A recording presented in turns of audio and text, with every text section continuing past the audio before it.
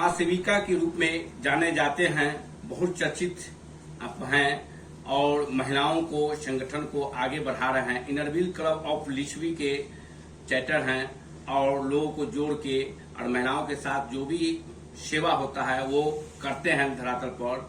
अभी जो बहुत से कार्यक्रम में आप भाग लिए हैं, आपको सम्मानित किया गया है और इस कितने दिनों से इस संगठन में जुड़े हुए हैं वो बताएं।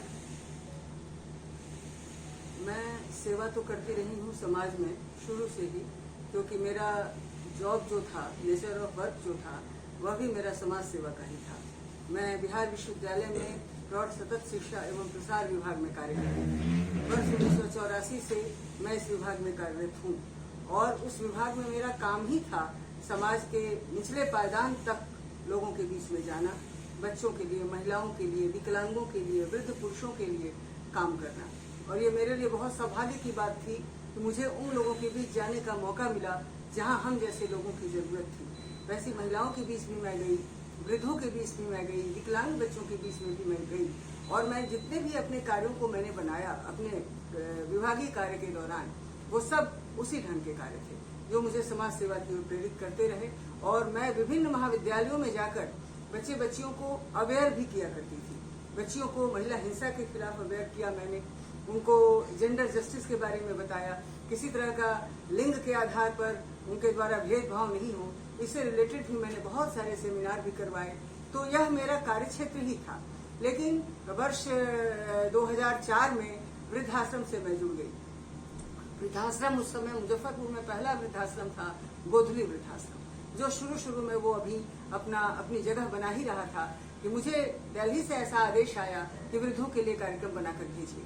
तो मेरे दिमाग में आया कि यहाँ वृद्धों को कहीं एक जगह संगठित रूप में मैं जाकर मिलूं और मिलकर उनकी समस्याओं को मैं जानूं। जो मुझे वृद्धाश्रम में जाने के बाद पता चला कि वृद्धों की क्या क्या समस्याएं हैं, कितने वृद्ध वहाँ रह रहे हैं और किन परिस्थितियों में उन्होंने अपना घर छोड़ा है। तो इन सारी बातों को जानने और समझने का मौका मिला और उस समय से लगातार मैं वृद्धाश्रम से भी जुड़ी रही।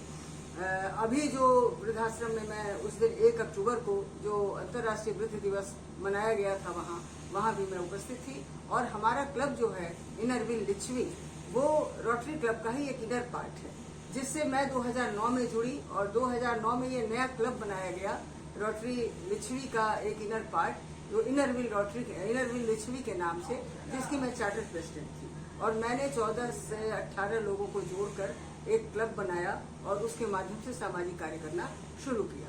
तो इसमें भी मैंने उसी तरह के काम जो मैं ऑलरेडी अपने विभाग के माध्यम से करती रही थी, मैंने उस तरह के प्रोजेक्ट बनाने शुरू किए।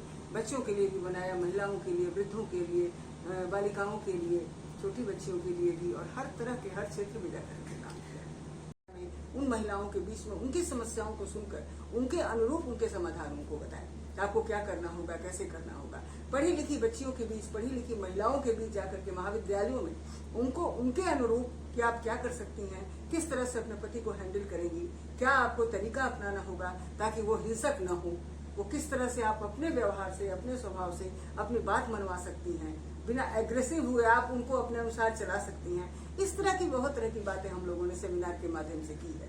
पढ़े लिखे महिलाओं के लिए, बच्चियों के लिए, लड़कियों के लिए जो महाविद्यालय में पढ़ती हैं, आप जब गृहस्थ जीवन में प्रवेश करें तो आप किस तरह के एटीट्यूड लेकर जाएं, क्योंकि हम लोग एक ऐसे समय में जी रहे हैं जब वो क्या कहें, मतलब एक अजीब तरह का संक्रमण काल इसको कह सकते हैं। संक्रमण काल है, एक तरफ पुरानी परंपराएं हैं और दूसरी तरफ हम काफी प्रगतिशील हो चुके हैं। तो यह चीज है कि पुरुष एक बारगी उसको स्वीकार नहीं कर पाता है। पुरुष को अगर एक बारगी कहा जाए तो वो शायद उसको नहीं स्वीकार करे। धीरे धीरे उसको अपने मन अनुकूल बनाना होगा। तो आप कैसे बनाएं? तो हर वर्ग में जाकर जिस तरह की महिलाएं होती थी उस तरह की बातें हम लोग करते थे और उन महिलाओं को उस ढंग से एक्ट करने के लिए ये करते थे। मैंने अपनी किताब एक लिखी है, ये मानवी मेरी किताब है, मानवी एक संघर्ष गाथा, जिसमें मैंने पूरा लिखा है महिलाओं के बारे में, और शुरू से लेकर मतलब वैदिक काल, मनुस्मृति काल, जिसमें कि महिलाओं के बारे में बहुत कुछ कहा गया। मनु की काफी आलोचना हुई है, जिन्होंने महिलाओं के बारे में, महिलाओं को बहुत गलत ये किया है, उसकी गलत व्याख्या की है। मैंने मनुस्मृति की भी सच्चाई इसमें बताई है इस किताब में, और आज तक की स्थिति को दर्शाते हुए कि महिलाएं किस तरह कदम दर कदम संघर्ष करते हुए आज की स्थिति में पहुंची हैं, वही इस किताब में मैंने बतलाया है। आज में देखा जा रहा है कि युवा पीढ़ी मतलब कि ज्यादा बर्बाद हो रहा है, ज्यादा तरह तरह के नशीला पदार्थ खा रहे हैं, उन युवाओं से क्या अपील करना चाहेंगे? युवाओं के बीच में तो जाना पड़ेगा।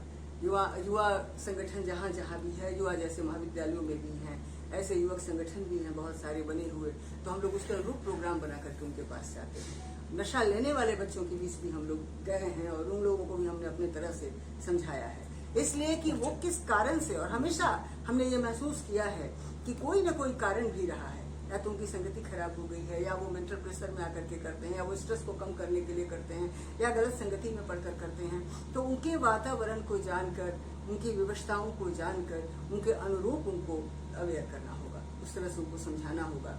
नशीले पदार्थों के क्या रिजल्ट होते हैं उस सब के बारे में भी बताना होगा। एक आपको यहाँ मैं घटना बताना चाहती हूँ कि एक किसी बड़े कार्यक्रम में मैं गई थी, मतलब नेशनल लेवल के कार्यक्रम में मैं गई थी। एक लड़का जो बिल्कुल हिंसक बन चुका था, वो आया और वो मिला हमारे साथ। राधा बहन भी थी, गांधी शांति प्रतिष्ठान वाली, और उसके बाद उसने आ करके वो रो रो कर अपनी कहानी कहने लगा कि किस तरह मैं हिंसक रास्ते पर चल पड़ा। महीने में भी हमारा 24 से 27 के बीच में एक है, फिर नवंबर में भी एक करेंगे। इसी तरह से हर महीने हम लोग की करने की योजना है। और स्लम एरिया में तो हम लोग का बना हुआ है, हम लोग जाके रहते हैं। यहाँ भी एक कौन कॉलोनी है इधर बेला से आगे, उसमें हम लोग बराबर जाते हैं और वहाँ भी करते हैं। परिचय बताया जाए। मैं डॉक्टर वंदना विजयलक्ष्मी, इनर व्हील रोटरी की चार्टर प्रेसिडेंट, पास्ट प्रेसिडेंट। मैं डॉक्टर वंदना विजयलक्ष्मी, इनर व्हील रोटरी की